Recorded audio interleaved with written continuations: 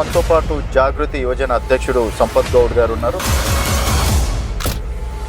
గతంలో మీరు బీఆర్ఎస్ నుంచి గ్రంథాలయ చైర్మన్గా, తర్వాత బ్యాక్స్ చైర్మన్గా కూడా చేయడం అనేది జరిగింది. సో ఇప్పుడు జాగృతిలో ఒక కీలకమైన ఇంత చిన్న ఏజ్లో ఇంత తక్కువ కాలంలో ఈడి వరకు రావడాన్ని ఏ విధంగా ఇవాళ తెలంగాణ జాగృతి అధ్యక్షురాలు గౌరవనీయులు కవితక్క గారు పనిచేసే కార్యకర్తలకు విలువనిచ్చి ఇవాళ ఈ స్థానం కల్పించడం జరిగింది. గ్రంథాలయ చైర్మన్గా మీరు చేసినటువంటి బాధ్యతలకు న్యాయం చేసినని అనుకుంటున్నారు. దేశంలో ఉన్న అన్ని కేంద్ర గ్రంథాలయాలను లింక్ చేసి అక్కడ ఈ లైబ్రరీని కూడా ఏర్పాటు చేసేసినాం. కామారెడ్డి జిల్లా గ్రంథాలయంలో విద్యార్థులకు అనేక రకాలుగా ఉపయోగపడే విధంగా సేవా కార్యక్రమాలు చేసి అధునాతన బిల్డింగులు, ఏసీ, వాళ్ళకు వాతావరణం తట్టుకునే విధంగా చేస్తుంటే కేంద్ర ప్రభుత్వం మాకు అవార్డు కూడా ఇవ్వడం.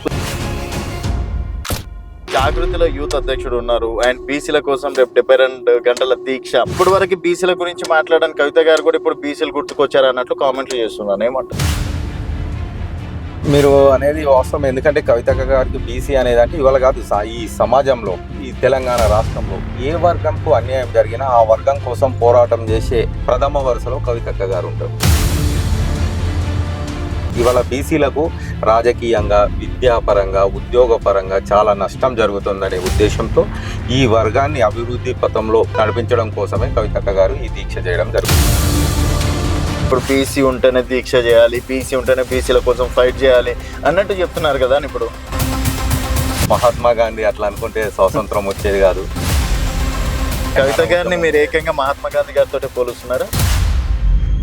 ఇవాళ మన రాష్ట్రంలో అనేక మంది మహిళా నాయకురాలు ఇప్పుడు భారతదేశంలో కూడా వివిధ రాష్ట్రాల్లో ఉన్నారు. జయలలిత గారు కావచ్చు, మమతా బెనర్జీ గారు కావచ్చు. అట్లాగే మన తెలంగాణ రాష్ట్రంలో కూడా ఒక మహిళ ఈ విధంగా ముందుకొచ్చి అనేక కార్యక్రమాలు, ప్రజా సమస్యల మీద పోరాడుతుంటే మనం కూడా ఎందుకు వారికి మద్దతు పలకకూడదు?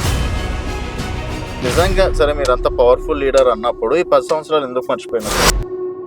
అండ్ ఇప్పుడు బీసీల కోసం చివరి వరకు నిలబడతారా అన్న అసలు ఒక మాట అనుకుంటే ఆ మాట మీద నిలబడే వ్యక్తి కవితక్క గారు అనేది ఈ రాష్ట్రంలో ఒక టాక్ ఉంది. అనుకున్నది సాధించే వరకు ఈ దీక్ష ఏదో ఢిల్లీలో చేస్తే బాగుంటది కానీ ఇక్కడ గల్లీలో చేస్తే ఏం లాభం అంటున్నా. ఇప్పుడు తెలంగాణ రాష్ట్రంలో ఇక్కడున్న రాష్ట్ర ప్రభుత్వం కేంద్ర ప్రభుత్వం మీద ఒత్తిడి తేవాల్సిన పరిస్థితి ఉంది.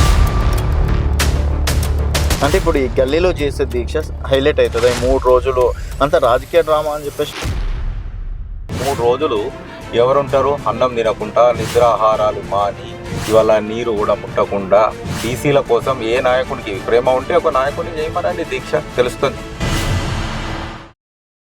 వెల్కమ్ టు తెలంగాణ వెలుగు. నేను మీ రాజు. ప్రస్తుతం మనతో పాటు జాగృతి యువజన అధ్యక్షుడు సంపత్ గౌడ్ గారు ఉన్నారు. నమస్తే సంపత్ అన్న. నమస్తే అన్న. సో వెల్కమ్ టు తెలంగాణ వెలుగన్న. ఫస్ట్ టైం మనం ఇంటర్వ్యూ చేయబోతున్నాము. అండ్ అన్న, గతంలో మీరు బీఆర్ఎస్ నుంచి గ్రంథాలయ చైర్మన్గా, తర్వాత బ్యాక్స్ చైర్మన్గా కూడా చేయడం అనేది జరిగింది. సో ఇప్పుడు జాగృతిలో ఒక కీలకమైన బాధ్యతలో ఉన్నారు. సో అంటే ఇంత చిన్న ఏజ్లో ఇంత తక్కువ కాలంలో ఈరోజు ఈడి వరకు రావడాన్ని ఏ విధంగా చూస్తున్నాను? చాలా సంతోషం అనిపిస్తుంది. ఎందుకంటే మా కష్టాన్ని గుర్తించి ఇవాళ తెలంగాణ జాగృతి అధ్యక్షురాలు గౌరవనీయులు కవితక్క గారు పనిచేసే కార్యకర్తలకు విలువనిచ్చి ఇవాళ ఈ స్థానం కల్పించడం జరిగింది. ఓకే. అయితే అంటే గ్రంథాలయ చైర్మన్గా మీరు చేసినటువంటి బాధ్యతలకు న్యాయం చేసినని అనుకుంటున్నారు? చాలా వరకు న్యాయం చేశారు. ఎందుకంటే నేను గ్రంథాలయ చైర్మన్గా ప్రతిరోజు దూర ప్రాంతాల నుంచి వచ్చే విద్యార్థుల కొరకు ఉచిత భోజనం ఏర్పాటు చేసినాం. మళ్ళీ అంతేకాకుండా వాళ్ళకు కాంపిటీషన్ ఎగ్జామ్స్ కొరకు, వాళ్ళకి కావాల్సిన కాంపిటీషన్ కొరకు అన్ని రకాల పుస్తకాలు కూడా గ్రంథాలయంలో అందుబాటులో ఉంచేవాడిని. వాళ్ళకు మినరల్ వాటర్ అన్ని సదుపాయాలు ఇవ్వాలి. ఇవాళ గ్రామీణ ప్రాంతం నుండి హైదరాబాద్కి వెళ్ళి అక్కడ ప్రైవేట్ రూమ్స్ తీసుకొని హాస్టళ్లకు డబ్బులు కట్టి ఆ పుస్తకాల కొరకు అధిక భారంగా బాగా ఉండేది. కామారెడ్డి జిల్లా కావచ్చు, నిజామాబాద్, మెదక్ చుట్టుముట్టు విద్యార్థులంతా నిరుద్యోగులు. అయితే ఆ కాంపిటీషన్ ఎగ్జామ్స్ సరిపడే పుస్తకాలు కూడా కామారెడ్డి జిల్లా గ్రంథాలయంలో మేము అప్పుడు ఏర్పాటు చేయడం జరిగింది. మన దేశంలో ఉన్న అన్ని కేంద్ర గ్రంథాలయాలను లింక్ చేసి అక్కడ ఈ లైబ్రరీని కూడా ఏర్పాటు చేసేసినాం కామారెడ్డి జిల్లా గ్రంథాలయంలో. వాళ్ళకు కావాల్సిన మెటీరియల్ ప్రింట్ తీసుకునే విధంగా జిరాక్స్ మిషన్లు కూడా ఏర్పాటు చేసి విద్యార్థులకు అనేక రకాలుగా ఉపయోగపడే విధంగా సేవా కార్యక్రమాలు చేసి అధునాతన బిల్డింగులు, ఏసీ, వాళ్ళకు వాతావరణం తట్టుకునే విధంగా చేస్తుంటే కేంద్ర ప్రభుత్వమే గుర్తించే రోజు కేంద్ర ప్రభుత్వం మాకు అవార్డు కూడా ఇవ్వడం. సో ద గ్రేట్ అచీవ్మెంట్ అయితే. అవును సార్. ఒక యువకుడిగా యూత్ కష్టాలు తెలుసు కాబట్టి ఈ విధంగా చేయడం అనేది జరిగింది అనుకుంటున్నారా? అవును. ఓకే. అలాగే ప్యాక్స్ చైర్మన్ కూడా రైతులకు ఇబ్బంది లేకుండా వారి గ్రామాల్లో కొనుగోలు కేంద్రాలు ఏర్పాటు చేయడం జరిగింది. వారి గ్రామంలోనే వారికి అవసరమైన ఎరువులు, విత్తనాలు మా ప్యాక్స్ ద్వారా అమ్మించడం జరిగింది. అలాగే వారు పండించిన ప్రతి పంట అక్కడనే కొనే విధంగా గోదాములు కూడా ఏర్పాటు చేసి వాళ్ళకి అనేక రకాలంటి సేవలు కూడా కార్యక్రమాలు కూడా చేసినాం. ఏ రైతన్న చనిపోతే వారి అంత్యక్రియల కోసం అదే రోజు ఒక 10,000 ఖర్చుల నిమిత్తం ఇవ్వడం, ప్రమాదం జరిగితే 7.5 లక్షల వరకు కూడా వాళ్ళకి ప్రమాద బీమా ఏర్పాటు చేయడం, ఇట్లా ఎన్నో రకాలుగా ప్రతి పదవికి న్యాయం చేస్తూ ముందుకు సాగినాం. చాలా సంతోషం అనిపిస్తుంది. అన్న చూస్తే జర క్లాస్ గా అంటే సంపద నాకేం తెలియనట్లు ఫేస్ ఫీలింగ్ అయితే ఆ విధంగా పెడుతున్నారు. అండ్ మీరు చెప్తుంటే అంత పెద్ద పెద్దగా ఉన్నాయి. అండ్ అంటే ఇప్పుడు మరి జాగృతిలో యూత్ అధ్యక్షుడు ఉన్నారు. అండ్ బీసీల కోసం రేపు 72 గంటల దీక్ష. అంటే ఇప్పటి వరకు బీసీల గురించి మాట్లాడడానికి కవిత గారు కూడా ఇప్పుడు బీసీలు గుర్తుకొచ్చారు అన్నట్లు కామెంట్లు చేస్తున్నాను. ఏమంటారు? మీరు అనేది వాస్తవం. ఎందుకంటే కవితక్క గారికి బీసీ అనేది అంటే ఇవాళ కాదు, ఈ సమాజంలో ఈ తెలంగాణ రాష్ట్రంలో ఏ వర్గంకు అన్యాయం జరిగినా ఆ వర్గం కోసం పోరాటం చేసే ప్రథమ వరుసలో కవితక్క గారు ఉంటారు. ఓకే, ఆనాడు అంబేద్కర్ విగ్రహం పెట్టించడం కావచ్చు, ఇప్పుడు పూలే విగ్రహం అసెంబ్లీలో పెట్టాలని కావచ్చు, మహిళా బిల్లు కోసం ఢిల్లీలో దీక్ష చేయడం కావచ్చు, ఇవాళ బీసీలకు రాజకీయంగా, విద్యాపరంగా, ఉద్యోగపరంగా చాలా నష్టం జరుగుతుందనే ఉద్దేశంతో ఈ వర్గాన్ని అభివృద్ధి పథంలో నడిపించడం కోసమే కవితక్క గారు ఈ దీక్ష చేయడం జరుగుతుంది. అంతే, ఇప్పుడు బీసీ ఉంటేనే దీక్ష చేయాలి, బీసీ ఉంటేనే బీసీల కోసం ఫైట్ చేయాలి అన్నట్టు చెప్తున్నారు కదా ఇప్పుడు. ఆ రోజు మహాత్మా గాంధీ అట్లా అనుకుంటే స్వాతంత్రం వచ్చేది కాదు. ఓకే, తెలంగాణ ఉద్యమంలో కేసీఆర్ గారు కూడా అట్లా అనుకుంటే నా కులం వాళ్ళకే అనుకుంటే ఇప్పుడు కవిత గారిని మీరు ఏకంగా మహాత్మా గాంధీ గారితో పోలుస్తున్నారా? తప్పకుండా. అట్లని అంటే అక్క ఒక నాయకురాలు, ఓకే, ప్రజల కోసం నిరంతరం పట్టించుకొని ప్రజలకు ఏ కష్టాలు రాకుండా ఒక్కరోజు కూడా ఇంటి దగ్గర ఉండకుండా ప్రజా సమస్యల మీద పోరాడుతున్నటువంటి గొప్ప మహిళా నాయకురాలు. ఇవాళ మన రాష్ట్రంలో అనేక మంది మహిళా నాయకురాలు ఇప్పుడు భారతదేశంలో కూడా వివిధ రాష్ట్రాల్లో ఉన్నారు. జయలలిత గారు కావచ్చు, మమతా బెనర్జీ గారు కావచ్చు, చాలా మంది ఇంకా నాయకురాలు ఉన్నారు. అట్లాగే మన తెలంగాణ రాష్ట్రంలో కూడా ఒక మహిళ ఈ విధంగా ముందుకు వచ్చి అనేక కార్యక్రమాలు ప్రజా సమస్యల మీద పోరాడుతుంటే మనం కూడా ఎందుకు వారికి మద్దతు పలకకూడదు? వారి పోరాటంలో మనం కూడా మద్దతు తెలుపు ముందుకు సాగాలని మా అభిప్రాయం. ఇప్పుడు కవితక్క గారిని మరి రకరకాలుగా విమర్శిస్తుంటారు కదా, అంటే లిక్కర్ స్కామ్ల విషయంలో కావచ్చు, ఇంకేదైనా కావచ్చు. తర్వాత ఈ 10 సంవత్సరాలుగా మరి నిద్రపోయారా? 10 సంవత్సరాలు బీసీలు గుర్తుకు రాలేదా? మరి నిజంగా సరే మీరు అంత పవర్ఫుల్ లీడర్ అన్నప్పుడు ఈ 10 సంవత్సరాలు ఎందుకు మర్చిపోయినట్టు? మరి మీరు ఇప్పుడు ఒక విషయం చెప్పారు, లిక్కర్ స్కామ్ అని. అవును, లిక్కర్ స్కామ్ లో కవితక్క గారు ఎలాంటి నేరం చేయలే, ఎలాంటి తప్పుడు పనులు అందులో చేయలేరు. ఎందుకంటే కేవలం అభియోగం మాత్రమే. ఓకే, ఏ రాష్ట్రంలోనైతే ఎన్నికలు జరుగుతాయో ఆ రాష్ట్రంలో ఉన్న ముఖ్యమంత్రి గారి కుటుంబాన్ని వేధించడం, కొద్దిగా తగ్గించాలని కేంద్ర ప్రభుత్వం చేస్తున్నటువంటి కుట్ర. ఓకే, మీరు ఈ దశలో ఢిల్లీ కేజ్రీవాల్ గారి ప్రభుత్వం కావచ్చు, తమిళనాడు ప్రభుత్వం కావచ్చు, ఇక్కడ ఎన్నికలు జరిగితే అక్కడ ఆ రాష్ట్రంలో ఉన్న నాయకుల కుటుంబాల మీద ఈ లిక్కర్ స్కామ్ మోపి నింద పెట్టడం జరుగుతుంది. ఓకే, అంతేగాని ఇక్కడ కవితక్క గారు చేసింది ఏం లేదు, ఎలాంటి సంబంధం లేదు. అలాంటి సంబంధం లేకుండా పట్టుకునే ఇలా కడిగిన ముత్యం లేక కవితక్క గారు బయటకు వచ్చిండ్రు. ఓకే, అండ్ ఇప్పుడు బీసీల కోసం చివరి వరకు నిలబడతారని అనుకుంటున్నారు? పక్కాగా వాళ్ళు అసలు ఒక మాట అనుకుంటే ఆ మాట మీద నిలబడే వ్యక్తి కవితక్క గారు అనేది ఈ రాష్ట్రంలో ఒక టాక్ ఉంది. ఓకే, అనుకున్నది సాధించే వరకు పోరాటాన్ని వదలరు. మరి ఇప్పుడు ఈ దీక్ష ఏదో ఢిల్లీలో చేస్తే బాగుంటది కదా, ఇక్కడ గల్లీలో చేస్తే ఏం లాభం అంటున్నారు? అచ్చా, ఈ దీక్ష అనేది మేము మొన్ననే ఢిల్లీ కూడా వెళ్ళి అక్కడ తెలంగాణ రాష్ట్రంలో ఈ విధంగా బీసీ ఉద్యమం నడుస్తుందని అక్కడ కూడా ప్రెస్ మీట్లు, వివిధ కార్యక్రమాలు కూడా చేసి రావడం జరిగింది. ఓకే, ఇప్పుడు తెలంగాణ రాష్ట్రంలో ఇక్కడున్న రాష్ట్ర ప్రభుత్వం కేంద్ర ప్రభుత్వం మీద ఒత్తిడి తేవాల్సిన పరిస్థితి ఉంది. ఈ రాష్ట్ర ప్రభుత్వానికి, కేంద్ర ప్రభుత్వానికి వీళ్ళిద్దరికి సమన్వయ లోపం వల్ల ఇవాళ ఈ బిల్లు అవుతుంది. లేకపోతే సకాలంలో బిల్లు అయ్యి ఇవాళ సకాలంలో స్థానిక సంస్థల ఎన్నికల అయ్యే పరిస్థితి ఉండేది మన రాష్ట్రంలో. ఓకే, అంటే ఇప్పుడు ఈ గల్లీలో చేసే దీక్ష హైలైట్ అవుతుంది ఈ 3 రోజులు అంత రాజకీయ డ్రామా అని చెప్పేసి అనుకోవచ్చు. మనము అంటే ప్రతిపక్షాలు కామన్ గా అనుకుంటాయి, కానీ ప్రజలైతే గమనిస్తూ ఉంటారు. ఎందుకంటే ఇది రాజకీయ డ్రామా కాదు. 3 రోజులు ఎవరుంటారు అన్నం తినకుండా, నిద్రాహారాలు మాని, ఇవాళ నీరు కూడా ముట్టకుండా, ఇంత బీసీల కోసం ఏ నాయకునికి ప్రేమ ఉంటే ఒక నాయకుడిని చేయమనండి దీక్ష, తెలుస్తుంది. ఓకే, ఇవాళ కవితక్క గారు 72 గంటల దీక్ష చేస్తుంటే రాష్ట్రంలో ఉన్న బీసీ సంఘాలన్నీ మద్దతు ఇవ్వడానికి తరలి వస్తుండ్రు. ఏదో ఫోకస్ గానికనో, ఫేమస్ గానికనో, లేకపోతే ఇంకేదో అనుకోవచ్చు కదా. ఫేమస్ కావాలి, ఫోకస్ కావాలనే ఆలోచన ఏముంటదండి? ఆల్రెడీ కవితక్క గారు పార్లమెంట్ మెంబర్ గా చేసిర్రు, ప్రజెంట్ ఎమ్మెల్సీగా చేస్తుండ్రు, ఒక తెలంగాణ జాగృతి అనే సంస్థకు అధ్యక్షురాలు ఉన్నారు. ప్రపంచ దేశాలలో అన్ని దేశాలలో జాగృతి సంస్థ నడుస్తుంది. ఇంతకంటే ఎక్కువ ఏం కావాలండి? ఓకే. సో ఇది కేవలం బీసీల కోసం అని కాన్ఫిడెన్స్ గా ఉన్నారు. బీసీల కోసం చేసే చాలా కాన్ఫిడెన్స్ దీక్ష బీసీల కోసం 100% 42% రిజర్వేషన్లు సాధించి తీరుతారు. సాధించి తీర్థం. ఓకే. కోసం కావాల్సిన ప్రణాళిక చేసుకొని పోరాటం ఎప్పుడు ఆపేది లేదు. ఒక బీసీ బిడ్డగా నమ్ముతున్నారా మీరు కవితక్క గారిని? బీసీ బిడ్డగా నమ్మి అక్క నాయకత్వంలో ఈ బీసీ రిజర్వేషన్ సాధిస్తామనే ఉద్దేశంతోనే కవితక్క గారి నాయకత్వంలో మేమందరం మళ్ళీ పనిచేస్తాం. విమర్శలు చేసేటోళ్ళకి ఏం చెప్తారు సంపత్ గారు? విమర్శలు చేస్తారు, ఎందుకంటే ఇలా బీసీ ఉద్యమానికి ఎవరన్నా మద్దతు ఇస్తే సపోర్ట్ చేయాలి. మన కోసం కవితక్క ఒక ఓసీ బిడ్డ అయినా మన కోసం ఇవాళ బీసీ పోరాటానికి అంత కవితక్క గారి అంత పోరాటం ఇవాళ ఏ నాయకుడు చేస్తలేడు. ఓకే. సరే, కవితక్క గారు అంత పోరాటం చేస్తుంటే మనం స్వాగతించాలి. అటువంటిది పోయి బీసీ ఉద్యమానికి మద్దతు ఎందుకు ఇస్తున్నారు అన్నట్టుగా ఇవాళ కవితక్క గారిని విమర్శిస్తున్నారు. ఇది చాలా విడ్డూరం. ఓకే. మరి ఇప్పుడు మీరు గతంలో బీఆర్ఎస్ నుంచి పదవులు చేసిండ్రు. ఇప్పుడు బీఆర్ఎస్ జాగృతి రెండు ఒకటా వేరు వేరే? బీఆర్ఎస్ జాగృతి రెండు కళ్ళు. ప్రతి పార్టీలో ఉంది. ఇప్పుడు బీజేపీలో ఆర్ఎస్ఎస్ లేదా ఇంకా వేరే పార్టీలలో వేరే అనుబంధ సంస్థలు లేవా? ఇవాళ జాగృతి, తెలంగాణ జాగృతి అనేది గత 19 సంవత్సరాలుగా అనేక కార్యక్రమాలు చేస్తుంది. ఓకే. అంతేగాని అంటే బీఆర్ఎస్ యాంటీ అయితే వెళ్ళట్లేదు. బీఆర్ఎస్ యాంటీ కాదు, కవితక్క గారు బీఆర్ఎస్ లోనే ఉన్నారు, మేమంతా బీఆర్ఎస్. ఓకే. జాగృతి సంస్థలో మేము పనిచేస్తున్నాం. ఇప్పుడు సంపత్ గౌడ్ గారు జాగృతి యోజన అధ్యక్షులుగా చెప్పుకోనికి ఇష్టపడతారా, బీఆర్ఎస్ కార్యకర్త మెంబర్ చెప్పుకోవడానికి ఇష్టపడతారు? ఇప్పుడు మనము ఎవరైనా ఒక గ్రామ స్థాయిలో మనం అక్కడ ఉన్న ప్రాథమిక పాఠశాలలో చదువుకుంటాం. దాని తర్వాత మనం ఉన్నత పాఠశాలకి వెళ్తాం, దాని తర్వాత ఇంటర్మీడియట్, డిగ్రీ ఇట్లా వెళ్తాం. ప్రజెంట్ మేము అనేది అట్లని కాదు, మేము కవితక్క గారి నాయకత్వంలో జాగృతి ఆధ్వర్యంలో మేము పనిచేస్తున్నాం. సో బీఆర్ఎస్ తోటి కూడా కలిసి నడుస్తున్నారు. మేము మొట్టమొదటిగా కవితక్క గారి అనుచరులం. ఓకే.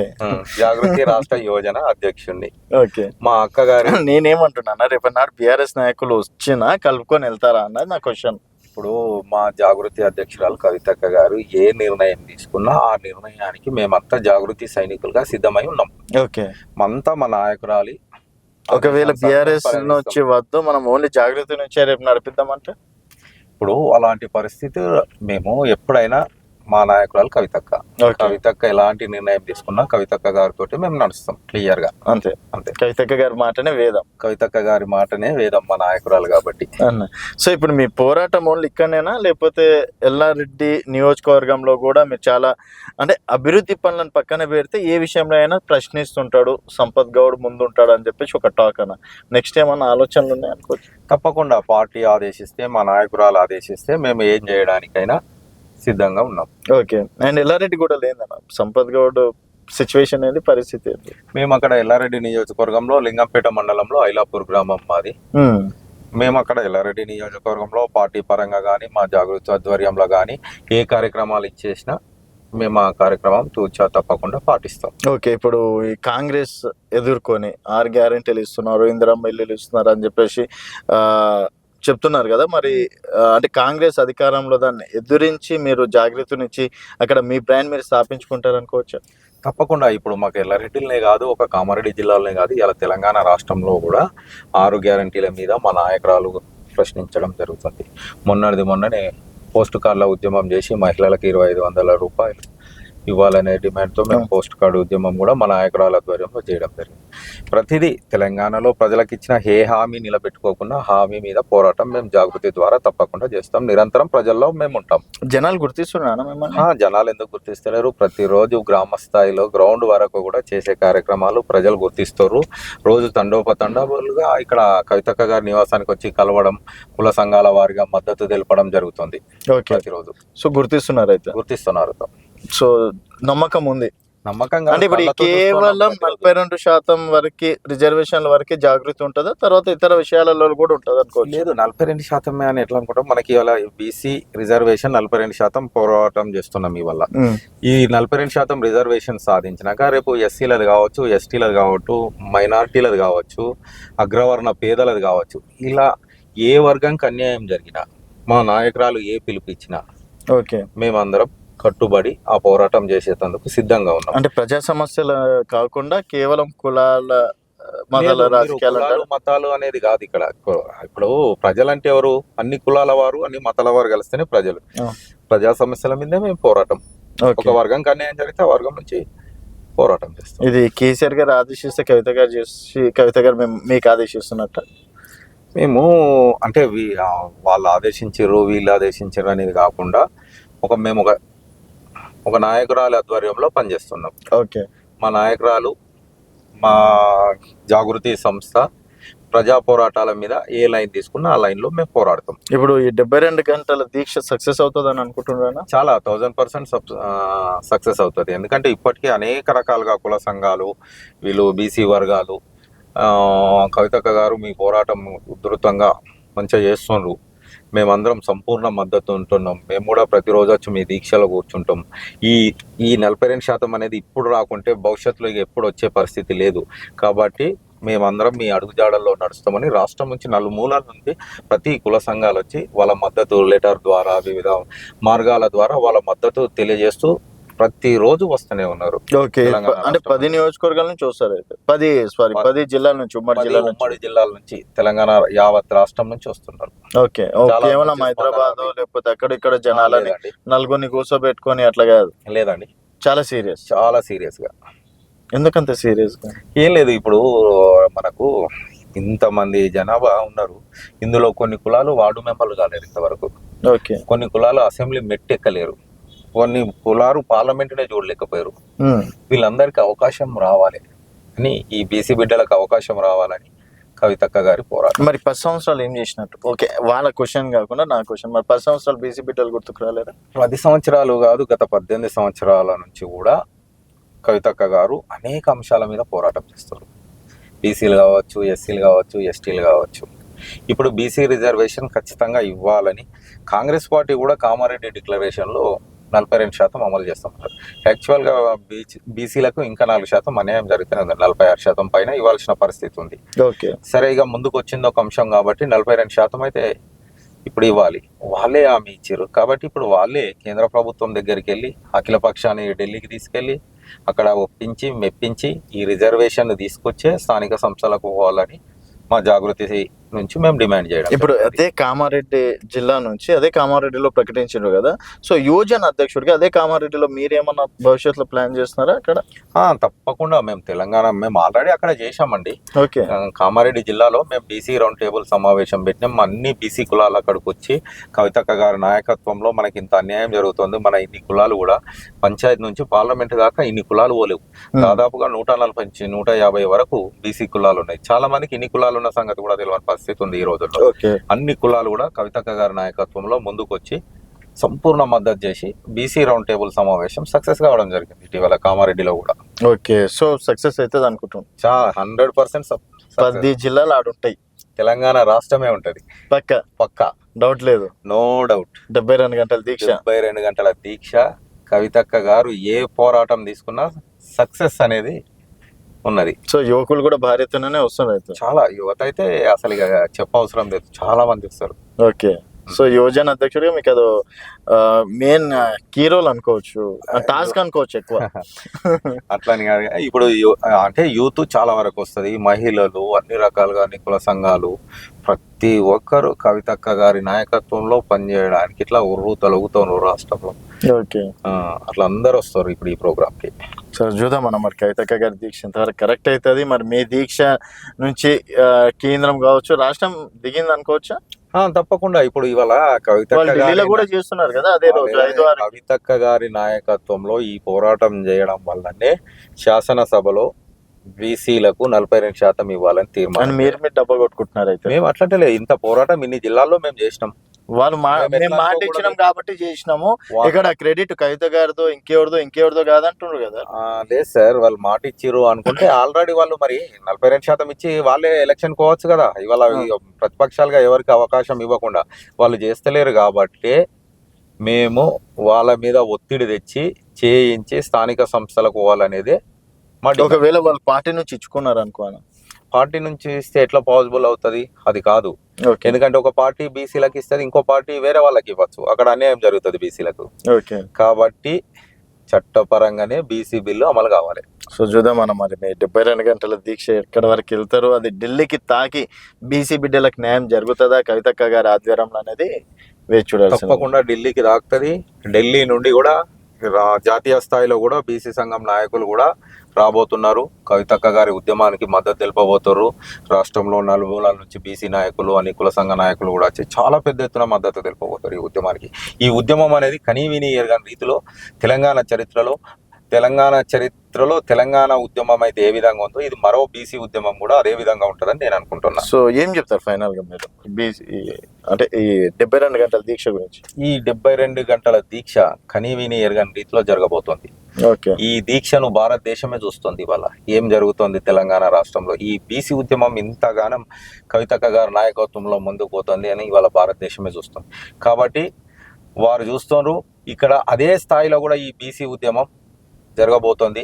కవితక్క గారి నిరాహార దీక్ష 72 గంటలది కూడా అదే స్థాయిలో ఉంటుంది. సంపూర్ణ మద్దతు మన తెలంగాణ రాష్ట్రంలోని అన్ని కుల సంఘాలు అన్ని బీసీ సంఘాలు వచ్చి మద్దతు తెలుపబోతారు. చాలా ఫుల్ సక్సెస్ అవుతుంది ఇది. ఓకే అన్న, చూద్దామన్న ఆ రోజు కలిసే ప్రయత్నం చేద్దాం. మరి థ్యాంక్ యూ అన్న, thank you so much. So ఇది సంపత్ గౌడ్ గారితో స్పెషల్ చిట్ చాట్. మరొక గెస్ట్తో మళ్ళీ కలుద్దాం. చూస్తూనే ఉండండి తెలంగాణ వెలుగు.